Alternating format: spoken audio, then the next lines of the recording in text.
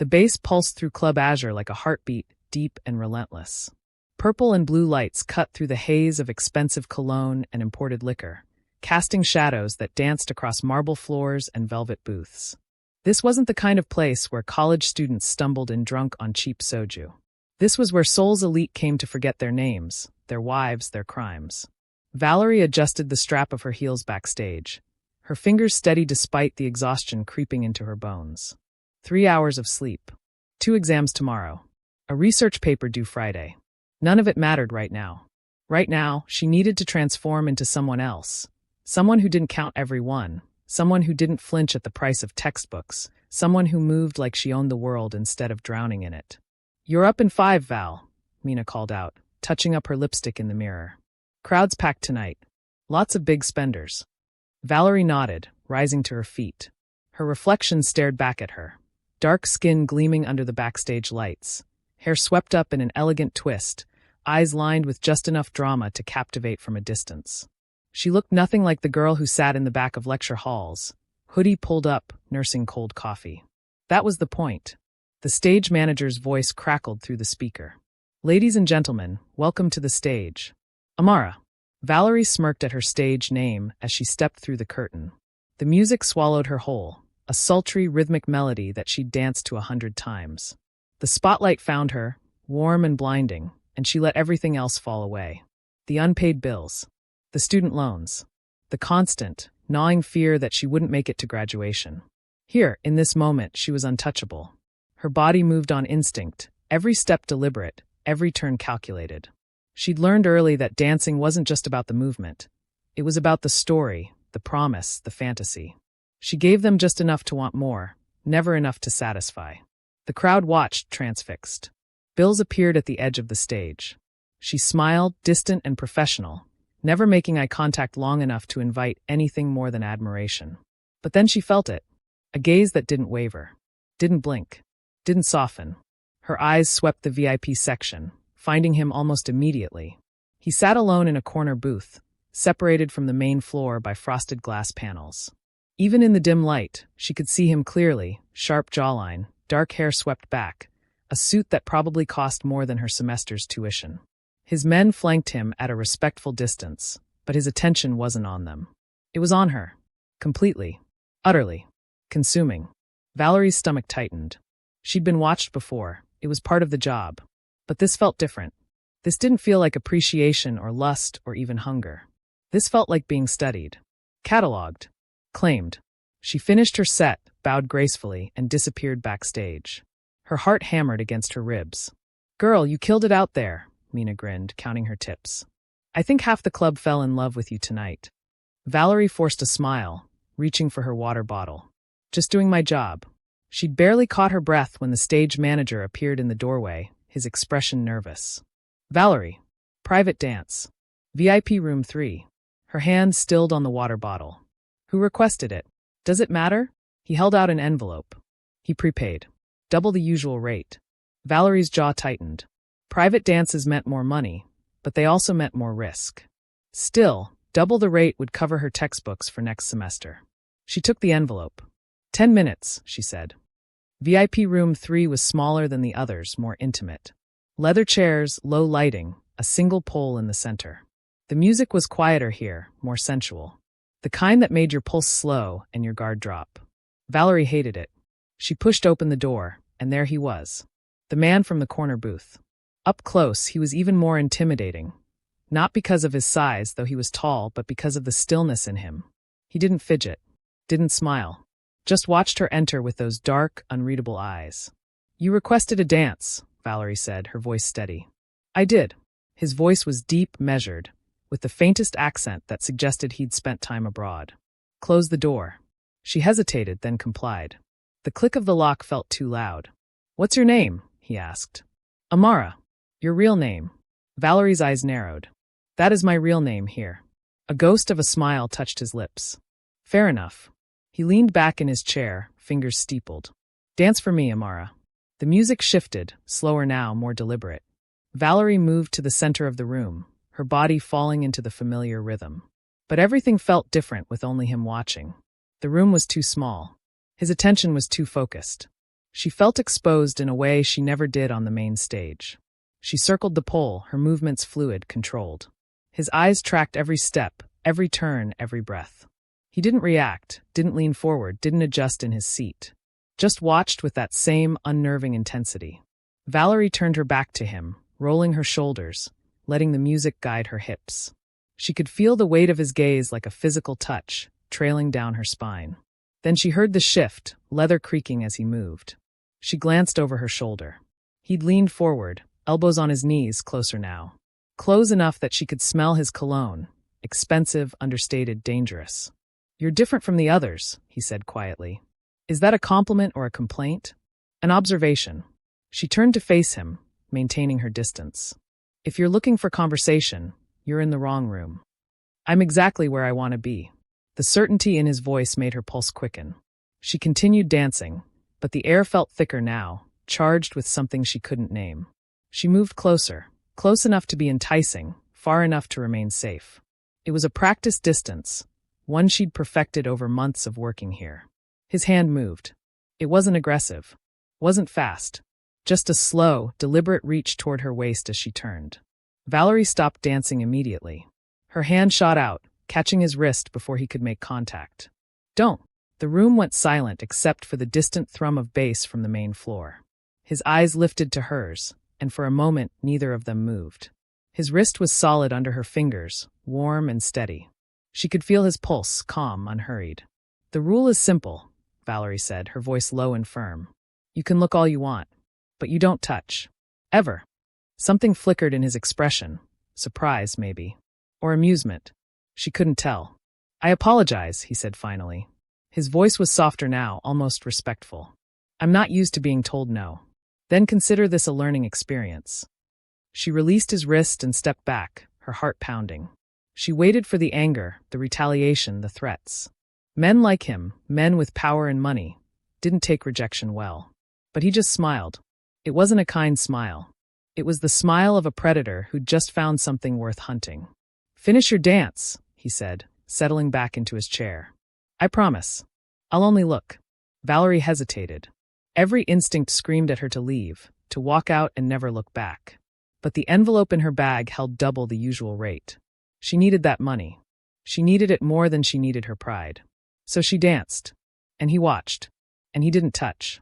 When the song ended, Valerie moved toward the door without a word. "Wait." His voice stopped her, though she didn't turn around. She heard him stand, heard his footsteps approach. He stopped just behind her, close enough that she could feel the heat radiating from him, far enough that they weren't touching. "What's your real name?" he asked again. "Why does it matter?" "Because I'd like to know what to call you when I come back." Valerie's hand tightened on the door handle. "You don't need to come back." "I know." There was a pause. "I'm going to anyway." She turned her head slightly, catching a glimpse of him in her peripheral vision. "I'm not interested in anything beyond professional dances, Mr. Kim Ji-hoon." The name didn't register, but the sudden stillness of his bodyguards outside the glass panel did. It was the name of a man who commanded silence. Should it have meant something more? "Well, Mr. Kim," she said, opening the door. "I hope you enjoyed your dance. Have a good night." She left before he could respond. Back in the dressing room, Mina looked up from her phone. "How was it?" Valerie sank into her chair, suddenly exhausted. "Fine. Just fine. Girl, do you know who that was?" "Kim Ji-hoon. He told me." Mina's eyes widened. "And you danced for him?" "Did he?" "He was respectful," Valerie interrupted a little too quickly. "Why? Who is he?" "Val." Mina glanced around, then lowered her voice. "He's not just some rich businessman. He runs half the underground businesses in Gangnam. Clubs, real estate, import-export that definitely doesn't go through customs. People don't say no to Kim Ji-hoon." Cold dread settled in Valerie's stomach. What happens to people who do? "I don't know. No one's ever been stupid enough to try." Valerie thought about his wrist under her fingers, the way she'd stopped his hand, the firmness in her voice when she'd set the boundary. "Well," she said quietly, pulling off her heels. "I guess I'm the first." He came back the next night. Valerie saw him the moment she stepped onto the main stage. Same corner booth, same predatory stillness, same unwavering attention. Her steps faltered for just a second before she recovered, falling back into the rhythm. "Don't look at him. Don't acknowledge him. But it was impossible not to feel that gaze, tracking her every movement like a spotlight she couldn't escape. When her set ended, the stage manager was waiting backstage. VIP room 3. Same client. Tell him I'm unavailable. He's offering triple the rate. Valerie's jaw clenched. Triple the rate was her rent, her utilities, her groceries for the month. She hated how easily her principles buckled against such brutal necessity. Fine, she bit out. Give me 5 minutes. This time, when she entered the private room, Kim Ji-hoon was standing by the window, hands in his pockets, looking out at the Seoul skyline. He turned when she entered, and that same small smile touched his lips. You came, he said. You paid. She closed the door. Let's not pretend this is anything more than a business transaction. Fair enough. He moved to his chair, settling into it with the ease of someone accustomed to power. Dance for me. The music started, different song, same sultry tempo. Valerie moved through the motions, her body remembering even as her mind raced. Why was he back? What did he want? You're tense tonight, he observed. I'm fine. You're lying. She shot him a sharp look. Are you here to watch me dance or psychoanalyze me? Can't I do both? No. He chuckled, a low, rich sound that made something in her chest tighten. You're fascinating, you know that? I'm really not. Most people fear me. His eyes followed her movements. They either grovel or flee. But you? You look at me like I'm just another customer. That's because you are. Am I? The question hung in the air, loaded with implications she didn't want to examine. Valerie continued dancing, keeping her expression neutral. Why do you do this? He asked suddenly. Dance. Because I'm good at it. No. Why do you work here? A woman like you, educated, intelligent, clearly too smart for this place. Why are you here? Valerie stopped dancing. That's none of your business. Everything about you is my business now. Excuse me? He leaned forward, elbows on his knees, his gaze piercing.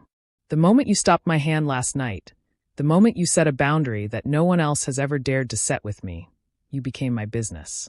So I'll ask again, why are you here? Valerie's heart pounded. She should leave. Should walk out. Should never come back. Instead, she heard herself say, university tuition. Student loans. Rent. The usual reasons people work jobs they hate. You're a student. It wasn't a question, but she nodded anyway. What are you studying? Business and finance. His eyebrows rose, genuine surprise crossing his features. Impressive. Why is that surprising? It's not. It's just. He paused, seeming to choose his words carefully. Most people in your position wouldn't invest in education. They'd find easier ways to make money. Easier isn't always better. No, he agreed softly. It's not. The music faded, signaling the end of the song. Valerie moved toward the door, but his voice stopped her again. How much do you need? She turned slowly. What? Your tuition. How much do you need? Dread and anger warred in her chest. I don't need your charity. It's not charity. It's an investment. In what? In you. He stood, closing the distance between them with measured steps. Let me pay off your tuition. You can quit this place, focus on your studies. No strings attached. Valerie's laugh was bitter. There are always strings attached, Mr. Kim. Men like you don't give anything for free. You're right, he said. I don't. But what I want from you isn't what you think. Then what do you want?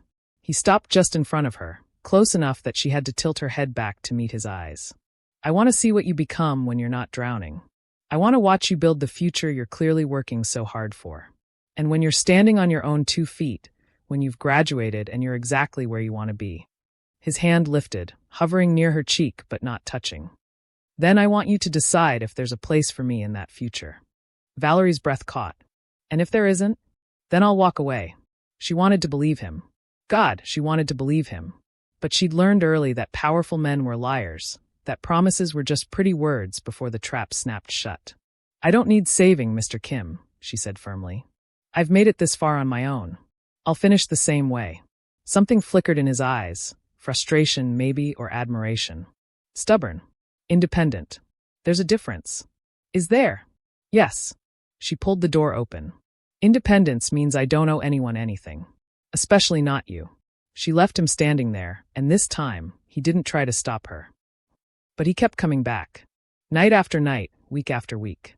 Always the same request, always the same room, always the same respectful distance. He never tried to touch her again, never pushed beyond the boundaries she'd set. But the intensity never wavered, never softened. And the tips grew larger.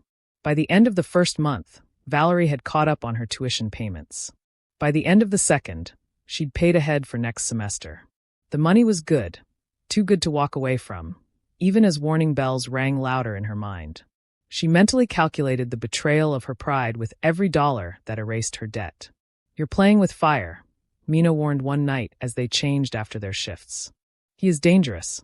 Kim Ji-hoon doesn't do anything without a reason. Whatever game he's playing, you're going to get burned." "I'm not playing any game," Valerie insisted, pulling on her hoodie. "I dance. He pays. That's it." "Honey, if you really believe that, you're more naive than I thought." Valerie wanted to argue, but the words died in her throat. Because deep down, she knew Mina was right. Whatever this was between her and Kim Ji-hoon, it had stopped being simple the moment their eyes first met. And that terrified her more than anything. The lecture hall was packed, over 200 students crammed into tiered seating, laptops open, phones silenced. Professor Han stood at the podium, his enthusiasm barely contained. The room felt sterile, academic, a million miles away from the grimy velvet of Club Azure. "Today we have a very special guest," he announced. "An entrepreneur who's built one of the most successful business empires in Seoul.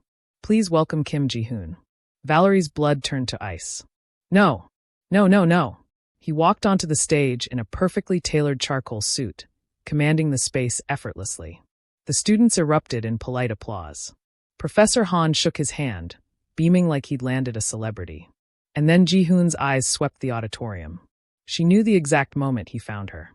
His gaze locked onto hers, rose and rose away, and that familiar smile curved his lips. Not the polite, professional smile he was giving Professor Han. The other one. The predatory one. The one that said, "Found you." Valerie's grip tightened on her pen. Around her, students whispered excitedly, but their voices sounded like they were underwater. All she could hear was her own heartbeat, thundering in her ears. Of all the universities in Seoul. Of all the classes. Of all the damn days. Ji-hoon began his presentation.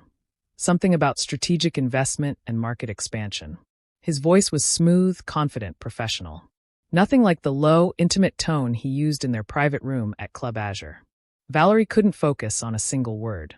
She felt exposed, like he'd stripped away the careful separation she'd built between her two lives. Here, she was just Valerie, average student back row seat, drowning in debt and deadlines. There was no stage, no spotlight, no armor of makeup and heels. Just her, vulnerable and unprotected. The lecture seemed to last forever. When Professor Han finally opened the floor for questions, Valerie began packing her bag, ready to bolt the moment class dismissed. "Mississippi." Professor Han's voice cut through her escape plan. "In the back." "Yes, you. Do you have a question for Mr. Kim?" Every head in the auditorium turned to look at her. Valerie froze, her bag half-zipped. She could feel Ji-hoon's gaze on her, burning with amusement. "No, Professor," she managed. "I don't have any questions." "Are you sure?" Ji-hoon's voice carried across the lecture hall, smooth as silk. "I'm happy to answer anything." The double meaning in his words wasn't lost on her. Her jaw clenched. "I'm sure. Thank you." She finished packing and stood, ready to slip out during the next question. But Professor Han's voice stopped her again. "Actually, Miss Okonkwo, could you stay after class? I'd like to discuss your research proposal." Valerie's stomach dropped. She couldn't refuse. Professor Han was her thesis advisor. But the thought of staying, of potentially having to face Ji-hoon. "Of course, Professor," she said, her voice tight. The rest of the class crawled by. Students asked questions about market trends, startup funding, international expansion. Ji-hoon answered each one with practiced ease, but his attention kept drifting back to her. Finally, mercifully, class ended. Students flooded toward the stage, eager to network, to hand over business cards, to make impressions. Valerie hung back, waiting by her seat as the auditorium slowly emptied. Professor Han was deep in conversation with Ji-hoon and several other students.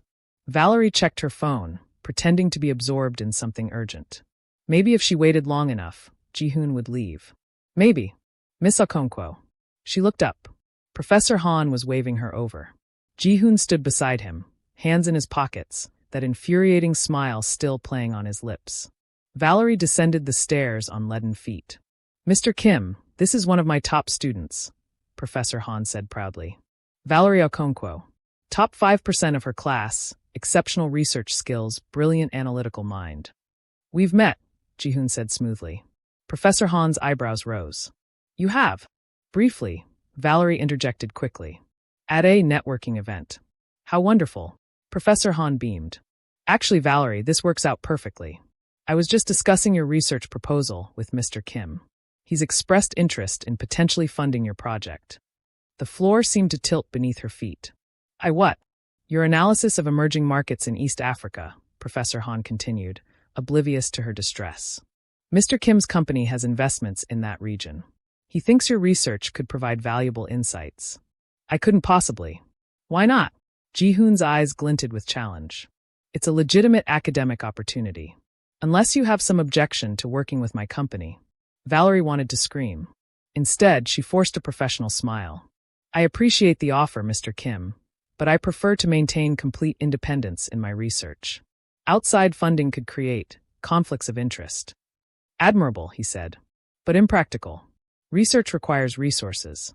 I'm simply offering to provide them. With no expectations in return? None whatsoever. His smile widened. Though I would like to see your preliminary findings. Strictly from a business perspective, of course. Professor Han looked between them, sensing the tension but misreading its source. Valerie, this is an incredible opportunity. Mr. Kim's support could open doors for your career. I'll think about it, she said tightly. Professor, you wanted to discuss something?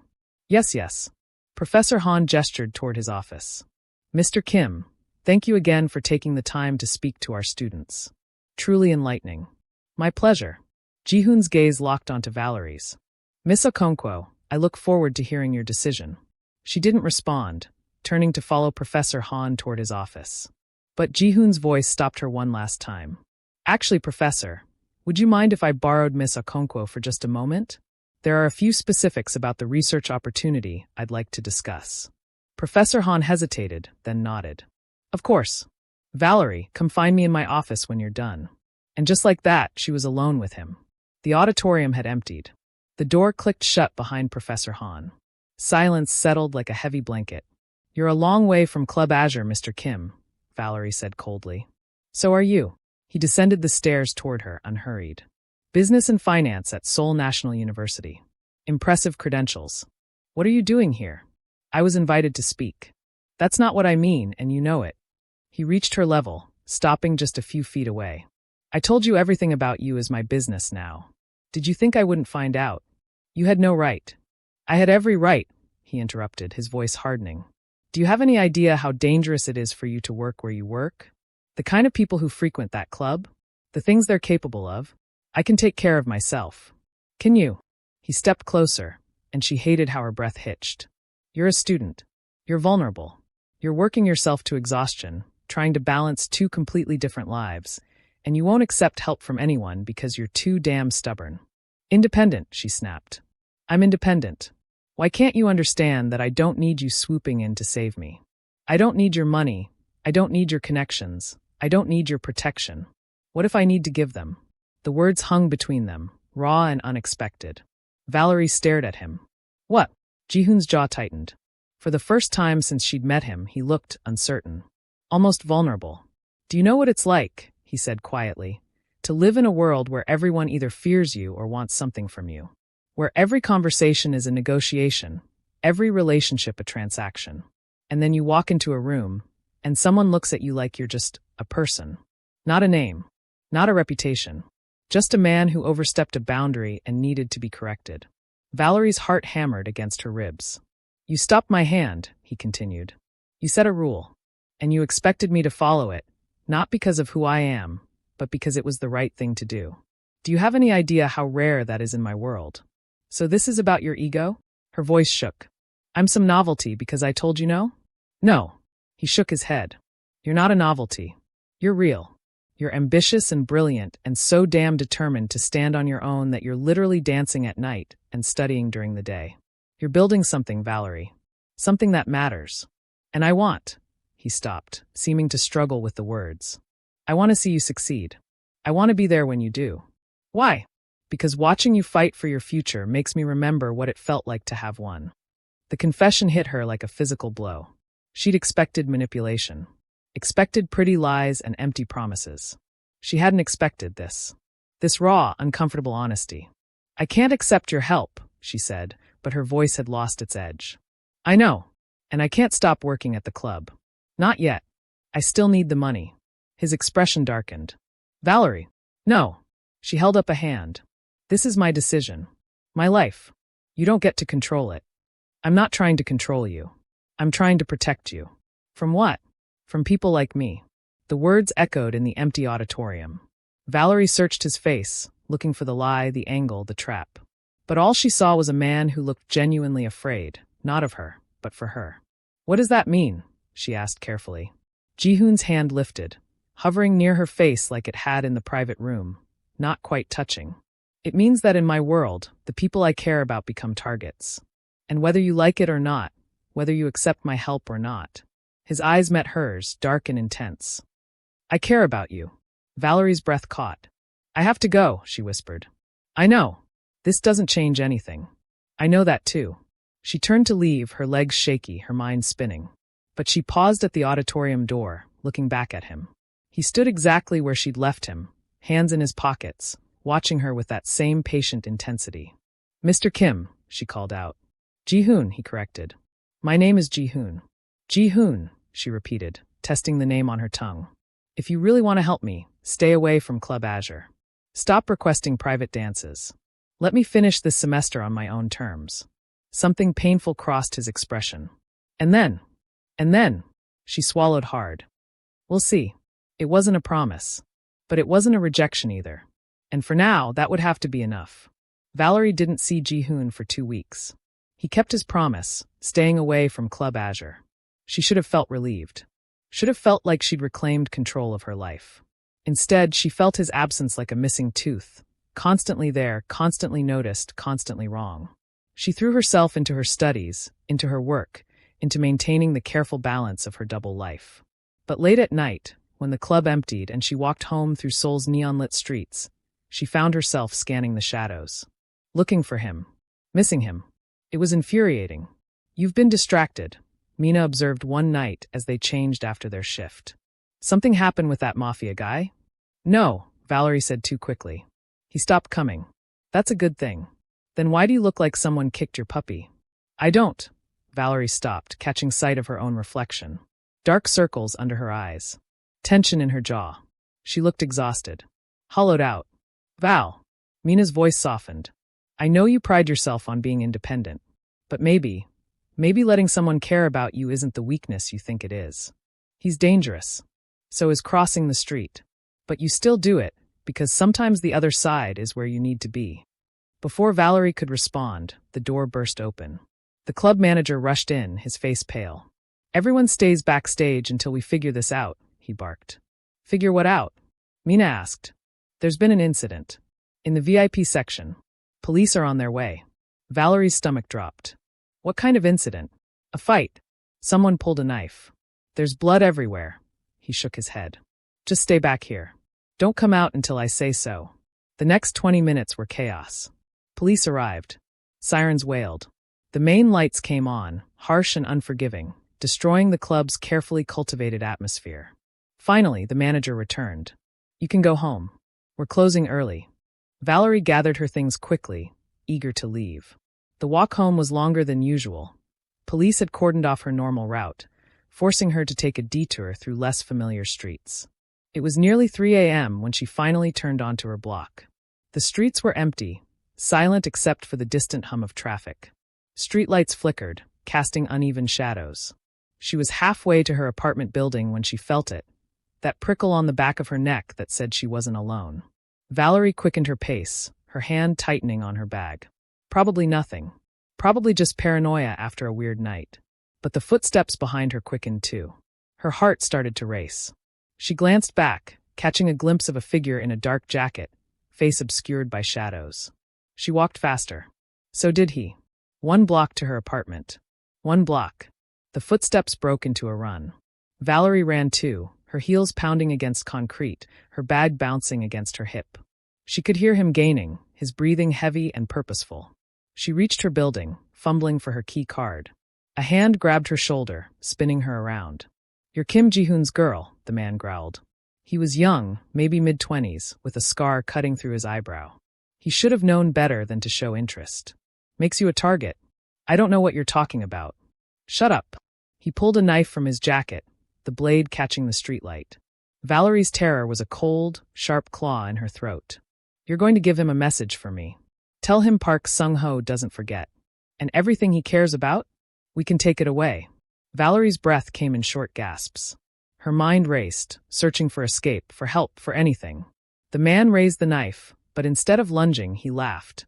A cold, mocking sound that made her blood run colder than the blade itself. "You actually think you're special, don't you?" His smile was cruel, twisted. "You think Kim Ji-hoon really cares about some club dancer? That he's obsessed with you?" Valerie's heart hammered. She didn't answer. "You're a decoy, sweetheart." He leaned closer, his breath reeking of cigarettes and alcohol. "A pretty distraction. See, Ji-hoon's been hiding his real woman for years, keeping her safe, keeping her secret. But he needed someone visible, someone everyone would think was his new obsession. Someone expendable." The word hit her like a slap. "So he picked you," the man continued, circling her slowly. "Pays you attention at the club, makes sure people see him requesting you, tips you enough that everyone talks. And what happens? Men like me come after you instead of her. You're the bait, darling. The shield for the woman he actually loves." Valerie's mind spun. No, that couldn't be. But doubt crept in like poison. The generous tips. The constant attention. The way he'd appeared at her university, making sure people saw them together. What if it had all been calculated? What if she'd been nothing but a pawn in some elaborate protection scheme?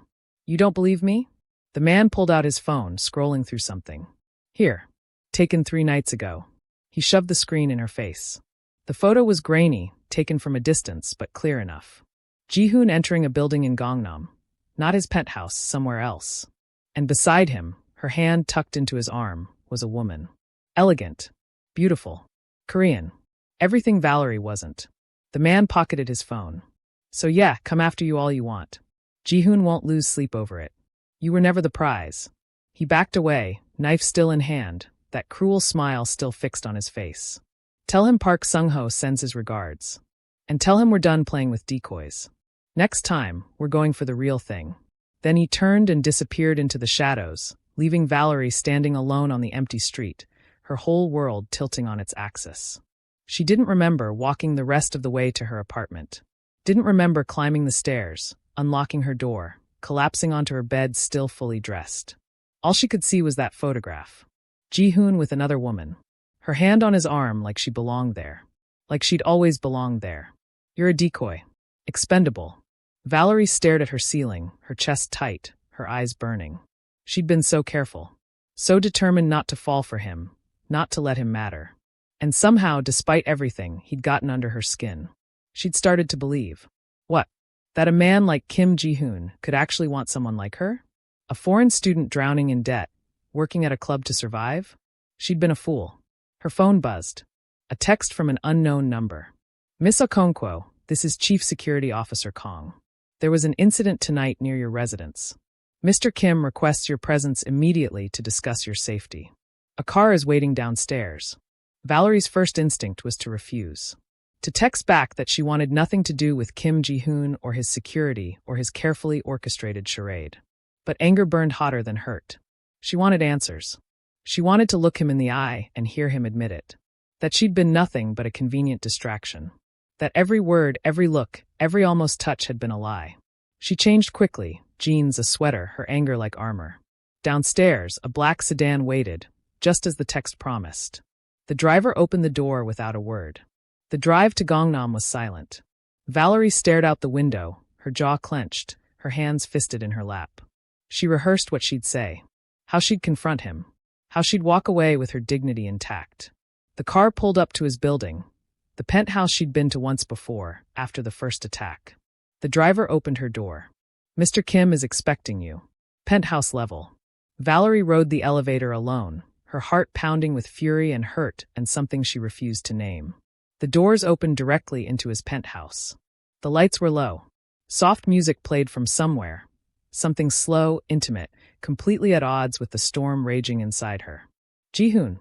Her voice came out harder than she'd intended. "We need to talk." "Now." No answer. She walked deeper into the penthouse, past the living room, toward the hallway that led to his private quarters. That's when she heard it. A sound that stopped her dead in her tracks. A moan. Feminine. Breathy. Coming from behind the partially open door at the end of the hall. Valerie's entire body went cold. No. She should leave. Should turn around and walk away. She didn't need to see this. Didn't need confirmation of what that man had told her. But her feet carried her forward anyway, pulled by some masochistic need to know. To see it with her own eyes. She pushed the door open wider. The bedroom was dimly lit, shadows playing across silk sheets. And there on the bed, a woman, dark hair spilling across pillows. Wearing one of Ji-hoon's dress shirts, the white fabric stark against her skin. Her back was to the door, her shoulders bare, another sound escaping her lips. Valerie's heart shattered. She'd been right. The man with the scar had been right. This whole time she'd been nothing but. The woman turned. And Valerie's world tilted again. Because the face looking back at her wasn't some mysterious lover. It was Mina. Mina's eyes, usually warm and mischievous, were now cold. They held no sympathy, only the weary calculation of a job well done.